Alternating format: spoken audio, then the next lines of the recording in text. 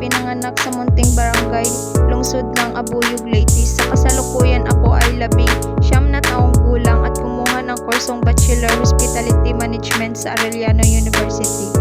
Tatlo kaming magkakapatid sa ina at ako ang panganay. Lumaki ako sa aking lolo at lola kasama ng kapatid kong sumunod sa akin.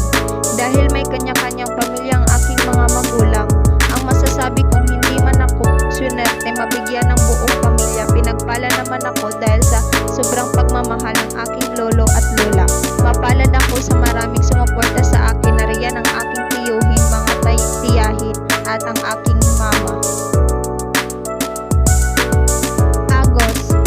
Sa agos ng buhay, kailangan muna nating pagdaanan ng worst bago tayo maging best, because life is about learning and growing.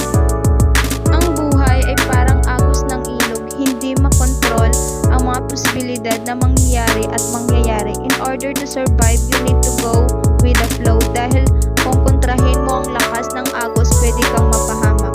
Masasabi kong ganun ko hinahandle ang buhay ko ngayon, kalakip ng pagsisikap sa gitna ng mga pagsubok. Hinahayaan kong umayon ang panahon at ang langit sa mga pangarap ko. Hindi madali ang buhay, pero dahil sa mga mahal ko, sila ang lakas at inspirasyon ko. Alam kong malalagpasan ko ang lahat ng ito, dahil naniniwala akong even though the largest rocks may stand in its way, the water will always find a way to get through it.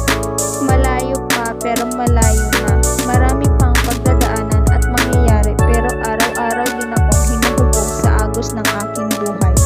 Pinatatag ng panahon, pinatapang ng kahapon at pinalakas ng pagkakataon. Harapin ng buong lakas at positibo ang lahat. Hindi susuko, and will cherish every moment, because life has no rewind. Gaano man kabilis ang agos, manalig dahil sa dako ay mayroong payapa.